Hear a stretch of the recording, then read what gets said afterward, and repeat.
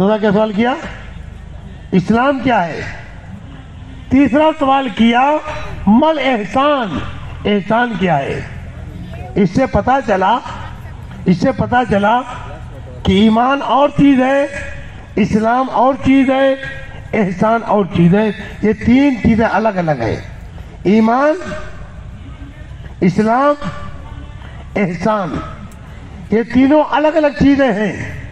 اور تینوں کا سوال کیا جبریل امین نے حضرت رسول پاک صلی اللہ علیہ وسلم سے، اور حضرت رسول پاک صلی اللہ علیہ وسلم نے ان تینوں کا الگ الگ جواب بھی دیا. تو ایمانیات کا تعلق جو ہے وہ مغیبات سے ہے. کس سے؟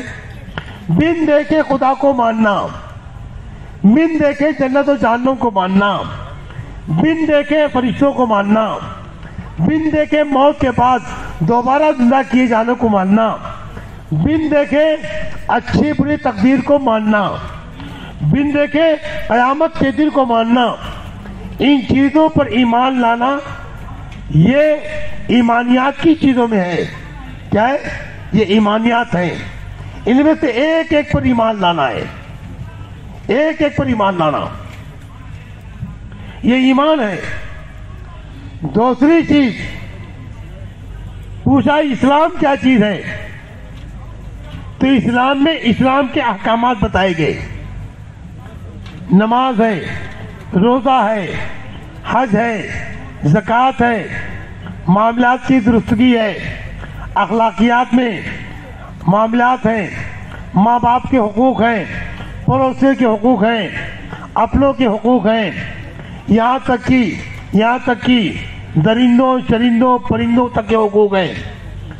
یہ سب اسلامیات کے اندر بتائے گئے. اسلام کی تعلیم یہ ہے. کیونکہ صرف عبادات سے اسلام کا دنیا میں تعارف نہیں ہو سکتا. یہ بات یاد رکھی جائے. آج ہم نماز روزہ کو جو کچھ کر رہے ہیں اسی کو اپنے ایمان کے لیے، اپنے اسلام کے لیے کافی سمجھتے ہیں. اپنے ایمان کے لیے، اپنے اسلام کے لیے کافی سمجھتے ہیں. حالانکہ ایمانیات کا تعلق مغیبات سے ہے. ایمانیات کا تعلق مغیبات سے ہے، اور اسلام کا تعلق ان احکامات سے، عبادات سے ہے. اور عبادات میں نماز، روزہ، حج، زکوٰۃ یہ وہ عبادتیں ہیں کہ اس کا تعلق براہ راست مسلمان سے ہے، براہ راست مسلمان سے ہے. ان عبادات کی ان شکلوں سے دنیا میں اسلام کا تعارف نہیں ہو سکتا. دنیا میں اسلام کا تعارف نہیں ہو سکتا. کیونکہ نماز آپ پڑھو گے مسجد میں، روزہ رکھو گے اپنے پیٹ میں، حج کرو گے جا کر کے بیت اللہ میں، اور زکوٰۃ دو گے مسلمانوں میں. تو عام انسانوں سے ہمارا کیا اختلاف رہا، اور عام انسانوں کے ساتھ ہمارا معاملہ کیا رہا؟ اسلام کے تعارف کے لیے اخلاقیات، معاملات اور معاشرت یہ تین دین کے بڑے اہم شعبے ہیں. دین خالی نماز، روزہ، حج، زکوٰۃ کا نام نہیں ہے. یہ بات ہم سب اچھی طرح سے محفوظ کر لیں کہ دین صرف نماز، روزہ، حج، زکوٰۃ کا نام نہیں ہے. یہ نماز، روزہ، حج، زکوٰۃ دین کے اہم ترین شعبے ہیں. عام ترین شعبے ہیں. لیکن یہ پورا دین نہیں ہے. یہ پورا دین نہیں ہے. اللہ نے ہم سب سے پورے دین کا مطالبہ کیا ہے. کس کا مطالبہ کیا ہے؟ پورے دین کا مطالبہ کیا ہے. اور پورا دین ایمانیات، عبادات، اخلاقیات، معاملات، معاشرت، ان 5 شعبوں کے مجموعے کا نام دین ہے. سمجھ آ گئی بات؟ ان 5 شعبوں کا نام دین ہے. اس میں ایمانیات بھی ہے، عبادات بھی ہے، معاملات بھی ہے، اخلاقیات بھی ہے، اور معاشرت بھی ہے. سمجھ آ گیا آگے بات؟ اب میرے بھائیوں، اسلام میں عبادات ہیں اور عبادات کے ساتھ ساتھ اسلامی زندگی کے اندر کے اخلاق و معاملات ہیں. آج دنیا میں اسلام کا تعارف اس لیے نہیں ہو رہا ہے کہ مسلمان اسلام کو صرف نماز، روزہ، حج، زکوٰۃ میں محدود کیے ہوئے ہیں اور اخلاق، معاملات، معاشرت میں اس نے یہ نہیں سوچا کہ اس میں بھی اسلام نے ہمیں طریقہ بتایا ہے، بلکہ اخلاق، معاملات، معاشرت میں ہم نے غیروں کے طریقے کو اپنا کے رکھا ہوا ہے. اس لیے ہمارے میں اور غیر میں کوئی پہچان نہ رہی، ہمارے میں اور غیروں میں کوئی پہچان نہ رہی. حالانکہ اسلام کا اہم ترین شعبہ اخلاق کا ہے. نبی کریم صلی اللہ علیہ وسلم کو اللہ تعالیٰ نے خلق عظیم کے ساتھ دنیا کے اندر مبعوث فرمایا. آپ اس بلند اخلاق کے ساتھ دنیا میں تشریف لائے. آپ کے اخلاق اور آپ کی زندگی کے اندر کے معاملات، آپ کا لوگوں کے ساتھ ملنا جلنا، آپ کا لوگوں کے ساتھ کا برتاؤ کرنا، یہاں تک کہ اللہ کے نبی نے ان کے ساتھ بھی احسان کیا اور ان کے ساتھ بھی محبت کی، ان کے ساتھ بھی اچھا معاملہ کیا. جنہوں نے آپ کے ساتھ اچھا معاملہ کیا، اللہ کے نبی نے ان کے ساتھ اس سے زیادہ اچھا معاملہ کیا جنہوں نے نبی کریم صلی اللہ علیہ وسلم کو اذیت اور تکلیف پہنچائی. کیا پہنچائی؟ اذیت، تکلیف پہنچائی. ان کے ساتھ اللہ کے نبی نے مزید احسان کیا، احسان پر احسان کیا. کسی سے انتقام نہیں لیا، کسی سے بدلہ نہیں لیا، بلکہ جنہوں نے نبی کریم صلی اللہ علیہ وسلم کو برا چاہا، آپ کا برا چاہا، آپ کو تکلیف پہنچانا چاہا، آپ کو اذیت پہنچانا چاہا اور آپ کا بھلا نہ چاہا، ایسوں کے لیے بھی نبی کریم صلی اللہ علیہ وسلم نے ان کے حق میں آپ نے ان کی بھلائی چاہیے. کیا چاہیے؟ ان کی بھلائی چاہیے. ان کے حق میں بھی برا نہیں چاہا. چاہنے والے، احسان کرنے والوں کے ساتھ تو آپ کا احسان رہی، اذیت تکلیف پہنچانے والوں کے ساتھ بھی اللہ کے نبی نے وہ سلوک کیا، وہ معاملہ کیا، وہ احسان کیا، وہ اخلاق برتے، وہ محبت جتائی کہ وہ اپنی دشمنی بھول کر کے حضور کا غلام بن گیا. کیا بن گیا؟ حضور کا غلام بن گیا. اللہ کے نبی نے فرمایا، اپنی قیامت تک کی امت کو تعلیم دے دیا، سلمن قطع کا واعف عمن ظلمک واحسن الی من اساء الیک. یہ نبی کی تعلیم ہے. ہم سب نبی کے امتی ہیں، ہم سب نبی کے نام لیوا ہیں. نبی کے اس فرمان کو ہمیں اپنے سینے سے لگانا ہے اور نبی کے اس فرمان پر اپنی زندگی کو لے کے چلنا ہے. کہو انشاءاللہ. اللہ کا نبی کہتا ہے، جو تم سے رشتہ توڑے اس سے رشتہ جوڑو. اس سے کیا کرو؟ جو رشتہ توڑے اس سے رشتہ جوڑو، اس سے تعلقات قائم کرو. اس سے تعلقات، وہ لاکھ تم سے تعلق توڑے، اس سے تعلق تمہیں نہیں توڑنا ہے، وہ توڑ رہا ہے، تم اس سے تعلق جوڑو. اللہ کے نبی نے عملی طور پر مکی زندگی میں اور مدنی زندگی میں اللہ کے نبی نے عملی طور پر اس بات کو ثابت کیا. جو جتنا حضور کو کا برا چاہتے تھے، حضور کو اذیت پہنچاتے تھے، حضور سے کڑوی کسیلی انداز میں باتیں کرتے تھے، حضور کو گالیاں دیتے تھے، حضور کو برا بھلا کہتے تھے، اللہ کے نبی ان کے برا بھلا کہنے پر ناراض نہیں ہوتے تھے، بلکہ دوبارہ اللہ کے نبی ان کے پاس ایسے جاتے تھے جیسے پہلی مرتبہ آئے ہوں. جیسے پہلی مرتبہ آئے ہوں. یہ ہمارے اور آپ کے ذمے ہے کہ ہم نبی کی چال کو اور نبی کے کام کو اور نبی کے عمل کو اپنائیں. جو تم سے رشتہ توڑے اس سے رشتہ جوڑو. سل من قطع کا واعف عمن ظلم کا. سنو، جو تمہارے پر ظلم کرے اس کو معاف کر دو. کیا کرو؟ تمہارے اندر کسی ظالم کی طرف سے انتقام اور بدلہ لینے کا جذبہ نہ ہو. یاد رکھو، اس امت کو اللہ تبارک تعالیٰ نے، امت محمد صلی اللہ علیہ وسلم کو، جو امت اجابت میں ہیں یعنی ایمان والے، امت دو قسم کی ہے. ایک امت اجابت جس میں سارے ایمان والے ہیں. ایک امت دعوت جو ایمان میں نہیں ہے. یہ پوری امت اجابت کے ذمہ یہ ہے کہ باقی پوری امت دعوت جو ہے ان کو بھی خدا ایمان دے دے، ہدایت دے دے، اللہ تعالیٰ ان سے بھی راضی ہو جائے، ان کا بھی تعلق اللہ سے قائم ہو جائے، خدا ان کی بھی دنیا بنا دے، ان کی بھی آخرت بنا دے. تو کیا کرو؟ واعف عمن ظلم کا.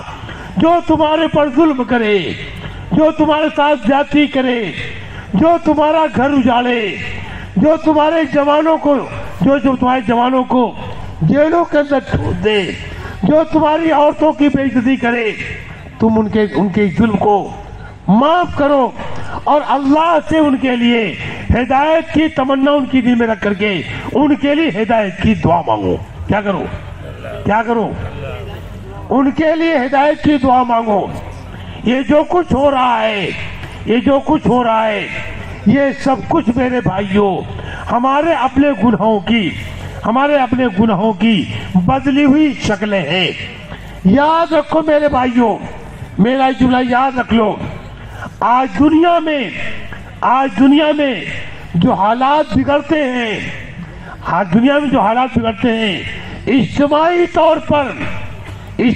طور پر پوری امت کی طرف سے جو بنیادی غلطی ہے وہ یہ غلطی ہے کہ حالات کے بگاڑ کا تعلق امت اپنی ذات سے نہیں سمجھتی.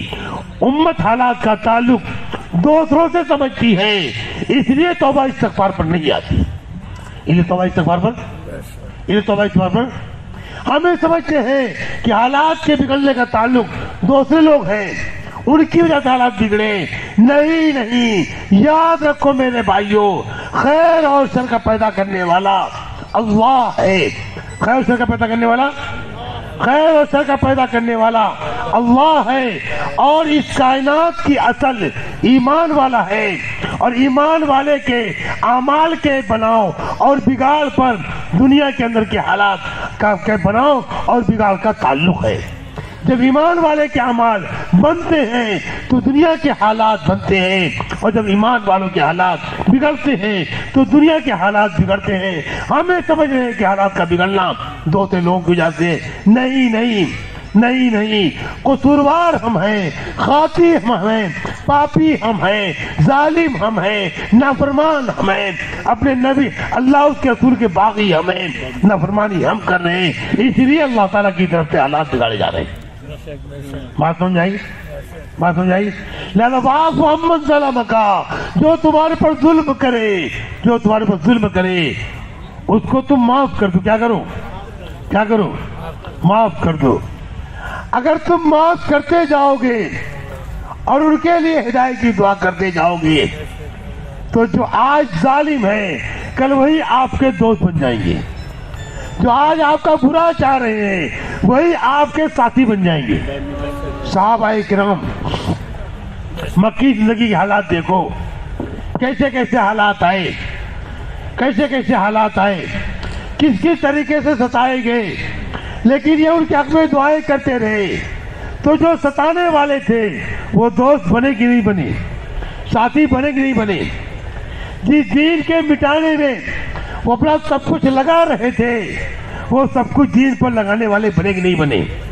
میرے بھائیوں، ہمیں تو اللہ پاک نے حضور اکرم صلی اللہ علیہ وسلم کی امت میں پیدا فرما کر کے ہمیں جو ذمہ داری دی ہے اور ذمہ داری دے کر کے ہمیں ایمان اور اعمال صالحہ کے ذریعے سے جو زندگی عطا فرمائی ہے اور جو اسلام کی دولت دی ہے، اس دولت کے ذریعے سے دنیا کے سامنے ہم اسلام کی وہ تصویر پیش کریں، اسلام کی وہ شکل پیش کریں، اسلام کی وہ زندگی پیش کریں، اسلام کا وہ نمونہ پیش کریں کہ دنیا کے سارے انسان انہیں اپنی زندگی تنگ نظر آوے، انہیں اپنی زندگی برباد نظر آوے، انہیں اپنی زندگی اجڑی نظر آوے، انہیں اپنی زندگی بے اطمینانی والی نظر آوے، انہیں اپنی زندگی برباد نظر آوے۔ ہمیں دنیا کے انسانوں کے سامنے اسلام کی ایسی شکل پیش کرنی ہے۔ یہی بات تھی میرے بھائیوں، صحابہ کرام رضوان اللہ تعالی علیہم دنیا میں گئے، بڑی بڑی حکومتوں کے سامنے گئے، حکومت والے، ملک و مال والے، دولت والے، ہتھیار والے، ساز و سامان والے، ان کے سامنے گئے، ننگے ہیں، بدن پر کپڑے نہیں ہیں، سواری میں گھوڑے نہیں، ٹٹو ہے، اس پر زین نہیں، خالی ایک کپڑا پڑا ہوا ہے۔ ایسی سواریوں پر جا رہے ہیں، کن کے پاس جا رہے ہیں؟ جنہوں نے میلوں دور تک بہترین قسم کی، جس سے سونے چاندی کے کام کیے ہوئے قالینیں بچھی ہوئی، جس تخت پر بیٹھا ہوا ہے وہ تخت سونے چاندی کا بنا ہوا، اس پر جو قالین بچھی ہوئی ہے اس پر سارے سونے چاندی کے کام کیے ہوئے، جس گاؤں تکیے پر ٹیک لگائے ہوئے ہیں اس پر سارا وہی مخمل اور وہی سونے چاندی کا کام، جو سر پر تاج رکھے ہوئے ہیں وہ سونے کا، اس میں قیمتی قسم کے ہیرے جڑے ہوئے۔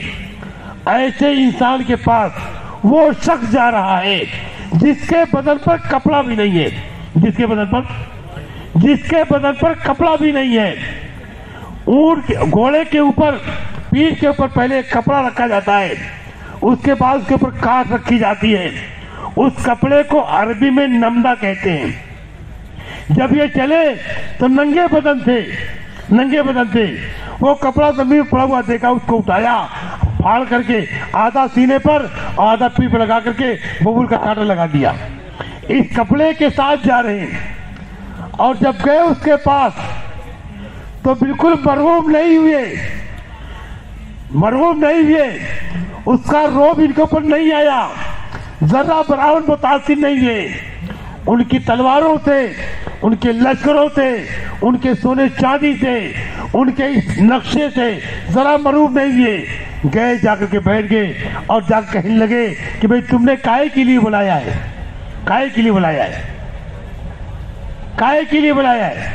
کہا تم کیوں آئے ہو؟ سنو میرے بھائیو، دل کے کان سے سنو، آج ہم غیروں کی چیزوں کو دیکھ کر کے رال ٹپکاتے ہیں، ان کی فیکٹریوں کو، ان کے وحدوں کو، ان کی وزارتوں کو، ان کے ملک و مال کو دیکھ کر کے رال ٹپکاتے ہیں۔ یہ ایمان والا، اس کی نگاہ میں ملک مال کی کوئی حیثیت نہیں ہے۔ یہ ملک مال کسی ایک شہر، کسی ایک صوبہ، کسی ایک ملک نہیں۔ سنو دل کے کان سے سنو، پوری دنیا اور پوری دنیا کے اندر جتنا مال، جتنا سونا چاندی، جتنے ہیرے جواہرات، جتنے قیمتی چیزیں پوری دنیا کے اندر ہیں، خدا پاک کی قسم یہ ساری دولتیں خدا کی نگاہ میں ایک مچھر کے پر کے برابر بھی نہیں ہے۔ ایک مچھر کے پر کے برابر نہیں ہے۔ پوری دنیا، خالی امبون نہیں، پوری دنیا کا سارا ملک مال خدا کی نگاہ میں ایک مچھر کے پر کے برابر نہیں۔ کسی کو خدا نے 2-3 مچھر کے پر دے دیے تو تم رال ٹپکاتے ہو؟ میں آپ کو ایک پیٹی مچھر کا پر دوں تو آپ خوش ہو جاؤ گے؟ یہ میری بات نہیں ہے، یہ نبی کی خبر ہے۔ تو پوری دنیا اپنی ساری دولت کے ساتھ خدا کی نگاہ میں مچھر کے پر کے برابر بھی نہیں۔ اور آگے کی بات سنو، پوری دنیا اپنی طاقت کے ساتھ، اپنی طاقت کے ساتھ دنیا میں جتنی بھی طاقتیں ہیں، ملک مال کی لائن سے، ہتھیاروں کی لائن سے، اور مختلف لائن کے ہتھیاروں کی لائن سے جتنی بھی طاقتیں ہیں، یہ پوری دنیا کی جتنی بھی طاقتیں ہیں، خدا پاک کی نگاہ میں یہ پوری دنیا کی طاقت مکڑی کے جالے سے بھی زیادہ طاقت نہیں۔ مکڑی کے جالا جانو، مکڑی جانو، گھروں میں مکڑی لگا دی نا، مکڑی کے جالا سے زیادہ طاقتور نہیں۔ مکڑی کا جالا، اگرچہ مکڑی اپنے جالے پر ناز کرتی ہے، فخر کرتی ہے، عقل کے چلتی ہے، بڑے بول بولتی ہے، میرا جالا، مکھی آئے پھنس جائے، کیڑا آئے پھنس جائے، تنکا آئے پھنس جائے، میرا جالا۔ مکڑی اپنے جالے پر ناز کرتی ہے، فخر کرتی ہے، لیکن ہے کتنا طاقتور۔ عید کا موقع آیا، عید کے ایک دن پہلے گھر کی عورت نے کہا کہ بھئی گھر کی صفائی ہونی چاہیے، کہا بھئی گھر کی صفائی کے لیے پہلے گھر کے اندر کے جالے صاف کرو۔ تو جالا صاف کرنے کے لیے گھر کی عورت کو کوئی منصوبہ بنانا نہیں پڑتا، کوئی پلان بنانا نہیں پڑتا کہ پلان بنایا جائے، اس کے لیے تیاری کی جائے، پروگرام بنایا جائے۔ کیا کرتی ہے عورت؟ گھر کا ایک جھاڑو لیا، مکان کے ایک کونے سے چلی اور مکان کے چاروں کونوں پر اس جھاڑو کے ساتھ پھر گئی، تو اس جھاڑو کے ساتھ جالا بھی صاف، مکڑی بھی صاف، اور مکڑا بھی صاف۔ خدا پاک کی قسم،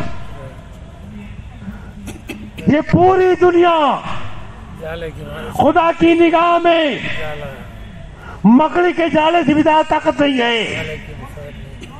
اللہ نے اس بات کو اپنے نبی کے ذریعے سے بتایا ہے، اور اس دنیا میں اللہ تبارک تعالیٰ نے اپنی قدرت کو دنیا کی طاقت کو مکڑی کا جالا ثابت کر کے بتایا بھی ہے۔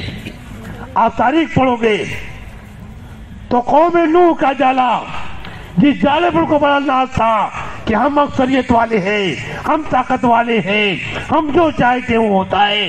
حضرت نوح علیہ السلام سے یہی کہتے رہے، ہم نے جو چاہا وہ ہوا، ہم نے جو چاہا وہ کیا، یہ کہتے رہے۔ لیکن اللہ کے ایک جالے نے قوم نوح کے جالے کو صاف کر دیا۔ اللہ کے ایک جھاڑو نے قوم عاد کے جالے کو صاف کر دیا، قوم سمود کے جالے کو صاف کر دیا، نمرود کے جالے کو صاف کر دیا، فرعون کے جالے کو صاف کر دیا، قارون کے جالے کو صاف کر دیا، حضور کے زمانے میں بے ایمان مکہ کے جالے کو صاف کر دیا، حضور کے زمانے کے بعد قیصر و کسریٰ کے جالے کو اللہ نے صاف کر دیا۔ اس زمانے کے اندر بھی جو اہل باطل ہیں، جن کو اپنے ان طاقتوں پر ناز ہے، خدا پاک کی قسم، تم ہدایت کی تمنا لے کر کے ان کی طرف سے آئے ہوئے مطالب کو برداشت کرتے ہوئے اللہ سے ان کے حق میں دعائیں کرو، تو خدا ہماری تمہاری طرف سے ان کے لیے کافی ہو جائے گا۔ اگر خدا کی طرف سے ان کے لیے ہدایت مقدر ہے، خدا انہیں ہدایت دے دے گا، اور اگر ہدایت مقدر نہیں ہے تو جس قدرت سے اللہ نے اس سے پہلے دنیا کی باطل طاقتوں کے جالوں کو اپنی قدرت سے صاف کیا ہے، اس زمانے کے باطل کو بھی اللہ پاک اپنی قدرت سے صاف کر دے گا۔ اس لیے میرے بھائیوں، اسلام پر آؤ۔ کس پر آؤ؟ اسلام پر آؤ، اپنے اخلاق بناؤ، اپنے معاملات کو درست کرو، لوگوں کی ہدایت کی تمنا دل میں رکھو، ایک کے ساتھ اچھے اخلاق سے پیش آؤ، اپنوں کے ساتھ، پرایوں کے ساتھ، پڑوسیوں کے ساتھ ایک کے ساتھ اچھے اخلاق سے پیش آؤ۔ آج اس کی کمی ہے۔ آج یہ انسان شکل کے اعتبار سے انسان ہے، لیکن اپنے عمل کے اعتبار سے یہ جانور بن گیا، درندہ بن گیا۔ کیا بن گیا؟ یہ درندہ بن گیا۔ جیسے درندہ اپنی غرض کو سامنے رکھ کر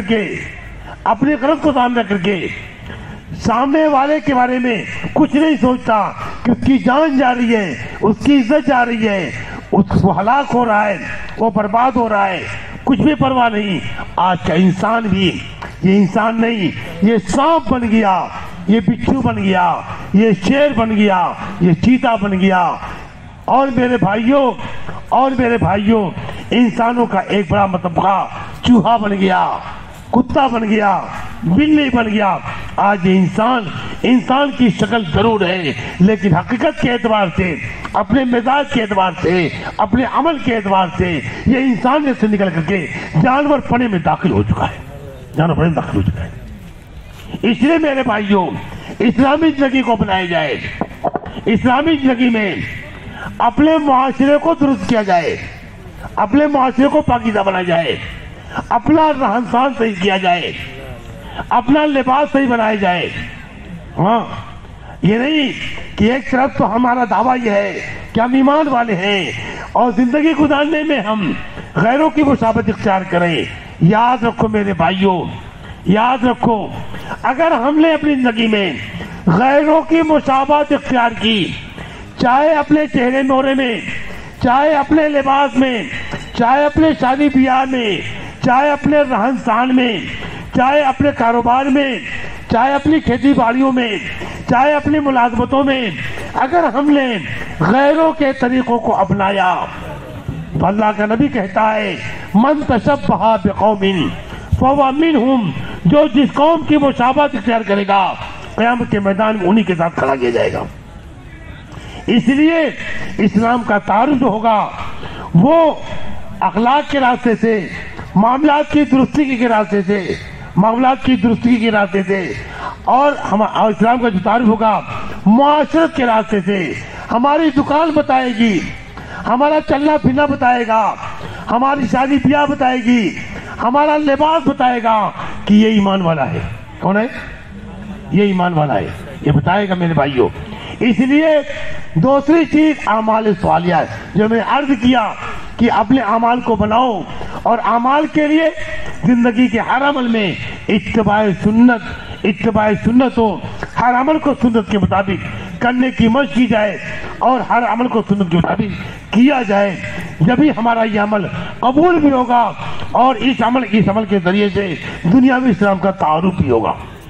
پھر دنیا والے اپنی تنگیوں سے نکلیں گے۔ میں واقعہ سنا رہا تھا، وہ گئے اور جا کر کے اس سے کہا جو ملک مال کی شکلوں میں ہے، اس سے کہہ رہے ہیں، جب اسے پوچھا تم کیوں آئے ہو تو کہہ رہے ہیں ہم تم کو دنیا کی تنگیوں سے نکال کر کے دنیا کی وسعت میں لانے کے لیے آئے۔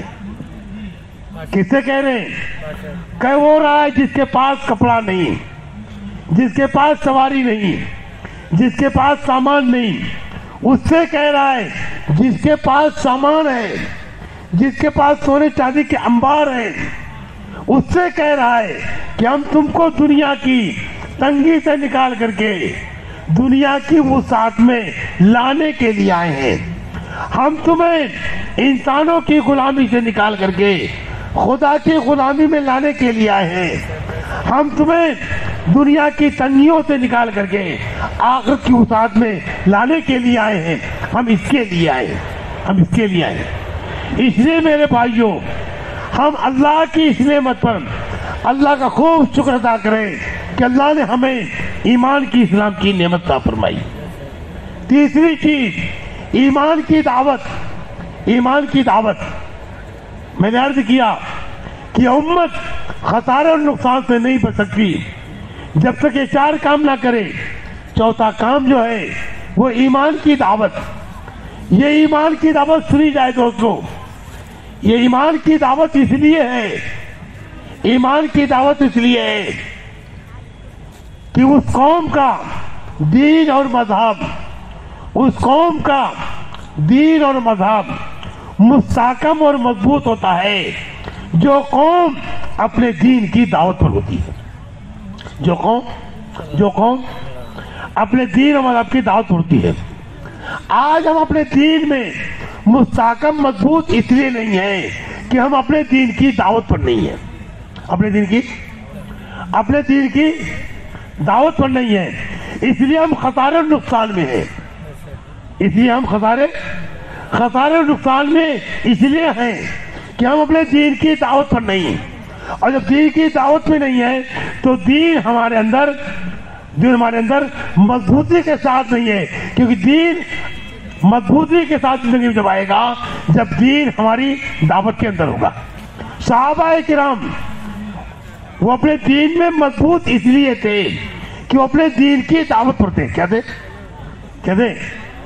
اپنے دین کی دعوت پر تھے. تو بڑے سے بڑے حالات میں بھی موت کے نقشے ہیں، موت کی شکل ہے، ان حالات کے اندر بھی وہ گھبرائے نہیں، کیونکہ ان کا گمان یہ ہے کہ سب کچھ اللہ کرنے والا ہے.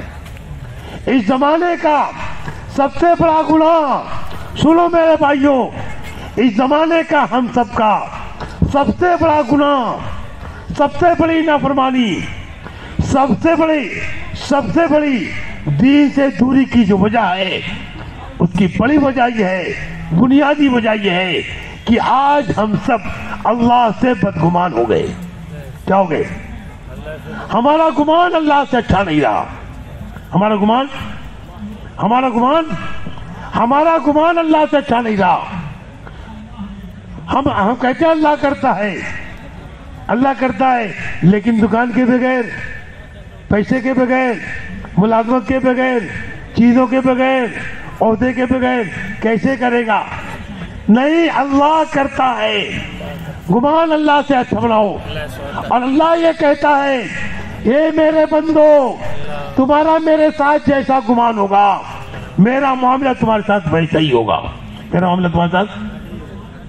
نبی کریم صلی اللہ علیہ وسلم کو معلوم ہے ایک صحابی کے بارے میں کہ ان کی طبیعت خراب ہے. آپ ان کی عیادت کے لیے تشریف لے گئے. ان کے پاس گئے تو دیکھا بخار تھا. آپ نے ان کا حال معلوم کیا. کہنے لگے یا رسول اللہ صلی اللہ علیہ وسلم بخار ہے.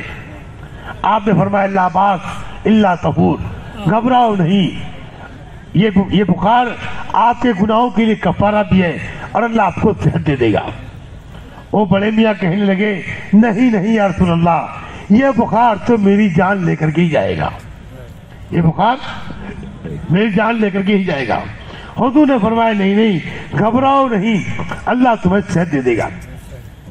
انہوں نے پھر یہی کہا کہ نہیں، یہ بخار تو میری جان لے کر کے جائے گا.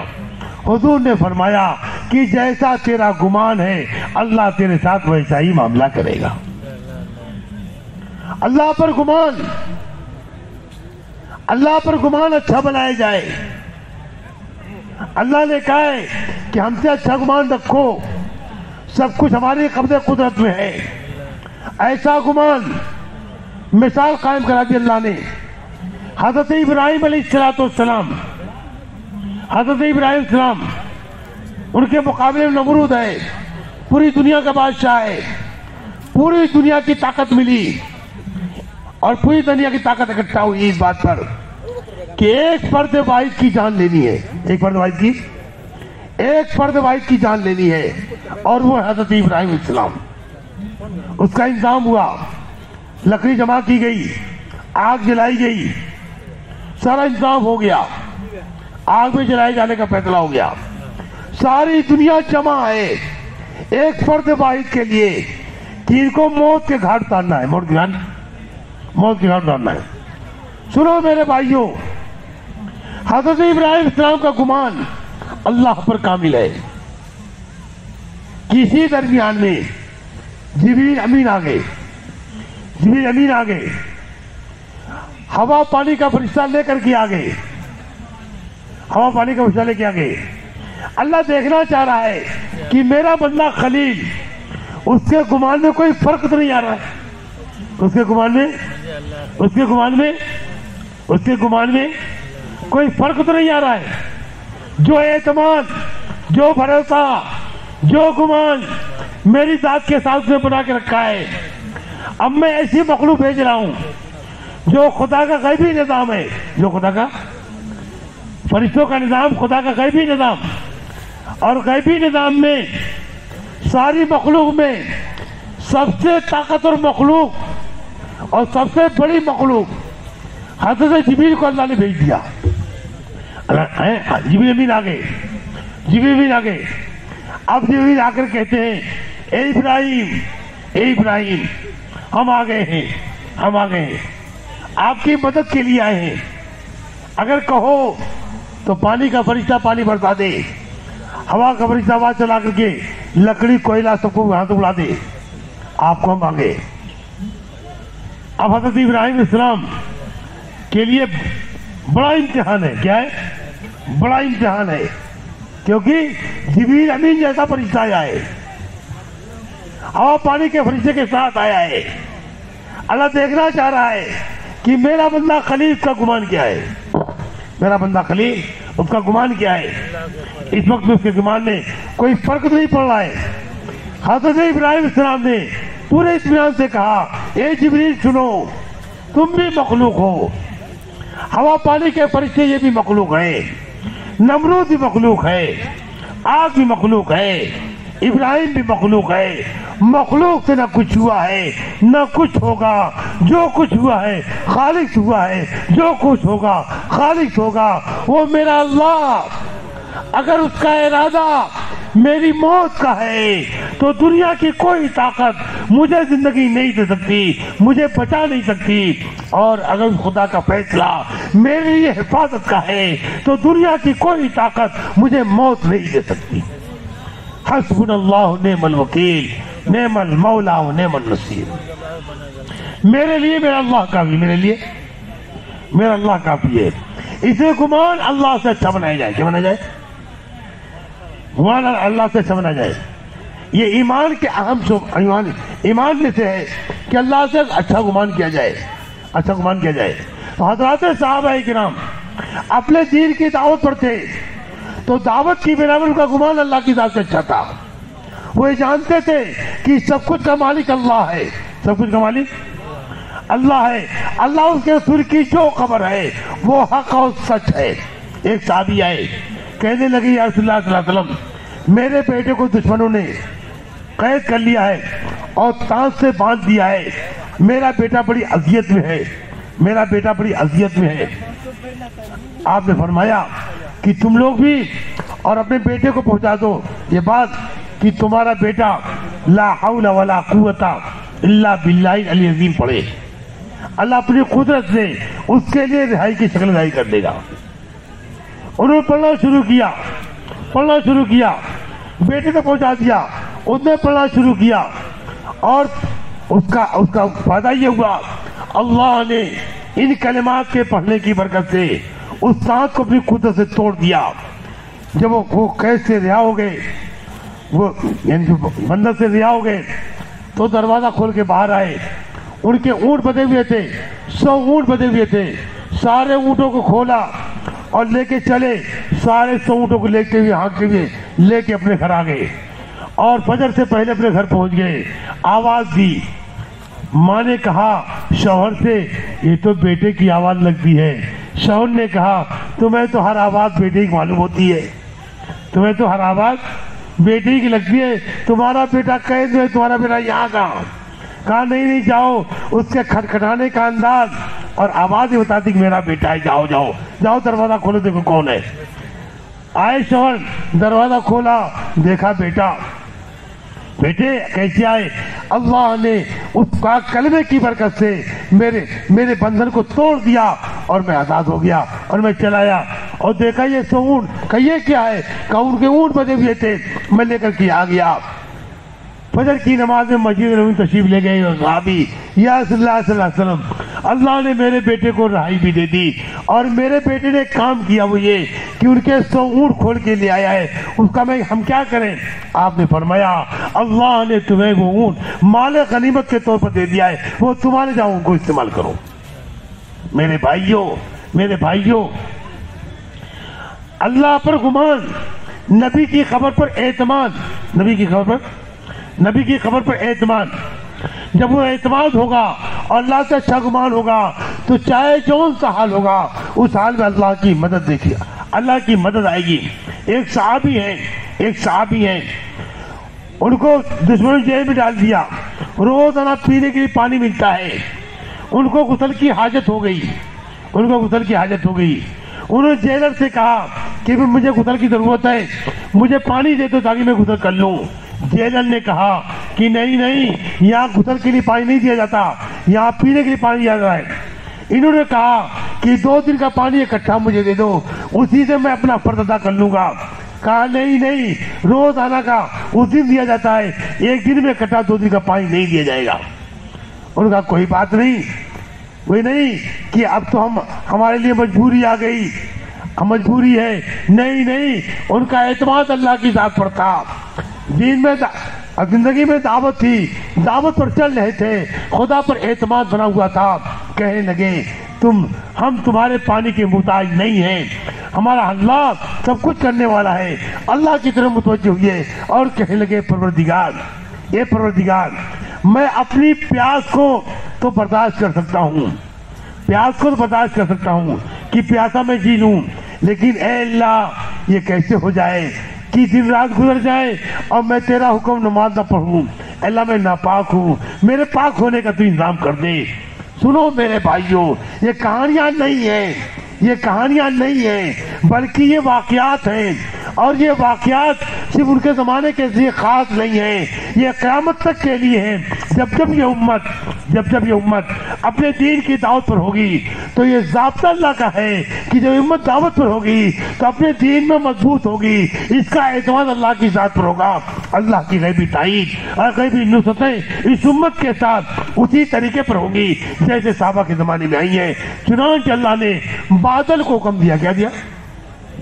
بادل کو حکم دیا، بادل چلا، جیل کے اندر داخل ہوا اور جا کر کے اس کے اندر برسا، اس بادل سے انہوں نے غسل کر لیا اور پاک ہو گئے۔ یہ خالی کہانیاں نہیں ہیں اور یہ کوئی حیرت انگیز واقعات نہیں ہے، یہ اللہ کی مدد ہے۔ مدد کا ضابطہ یہ ہے کہ بندہ جب دین کی دعوت پر ہوگا تو دعوت کی بنیاد پر دین میں مضبوط ہوگا، اس کا اعتماد خالق کے ساتھ ہوگا، اور جب بھی اس کے سامنے جو بھی مسئلہ آئے گا اللہ اپنی قدرت سے اس کی ضرورت کو، اس کے مسئلے کو یوں ہی پورا کرتا رہے گا۔ بات سمجھ آئی میرے بھائیوں؟ اس لیے دعوت ہے، اس لیے دعوت جتنا ہم دعوت پر ہوں گے وہ اتنا اپنے دین میں مضبوط ہوں گے۔ ایک صحابی ہے اپنے 10 ساتھیوں کے ساتھ اللہ کے راستے میں گئے، ایک عیسائی بادشاہ کو گرفتار کر لیا، اور ان کا حسن و جمال، ان کی جوانی کو دیکھ کر کے متاثر ہوا، کہنے لگا اگر تم ہمارے ساتھ ہو جاؤ تو ہم اپنی سلطنت میں آدھی سلطنت کا تمہیں مالک بنا دیں گے۔ انہوں نے کہا کہ میں ایک لمحے کے برابر بھی ایمان سے ہٹنے والا نہیں۔ اس نے ان کے ساتھ سختی کی، پہلے ڈرایا دھمکایا، درخت میں بدوا دیا، اور تیر چلانے والے کو کہا کہ تیر چلاؤ، دونوں کندھوں کے اوپر سے جا کے درخت میں لگے، دونوں ہاتھ کے نیچے جا کر درخت میں لگے، دونوں ٹانگوں کے بیچ سے درخت میں لگے، اور دونوں سینے کے دائیں بائیں سے درخت میں لگے، ان کو نہ لگے تاکہ ڈر کر کے خوف زدہ ہو کر کے ایمان چھوڑ دے۔ جب اس سے بھی نہیں گھبرائے تو ان کے سامنے آگ جلائی گئی، بڑے 2 کڑاہے لائے گئے، اس سے پانی تیز کھولایا گیا، جیل کے اندر سے 2 قیدی لائے گئے، اور اس کڑاہ کے اندر ان کے سامنے ان دونوں قیدیوں کو ڈال دیا گیا۔ پڑتے ہی پکوڑا بن گئے، گوشت ہڈیوں سے الگ ہو گئے۔ یہ دیکھ کر کے اس بادشاہ نے کہا جو انجام ان کا ہوا ہے وہی تمہارا ہوگا۔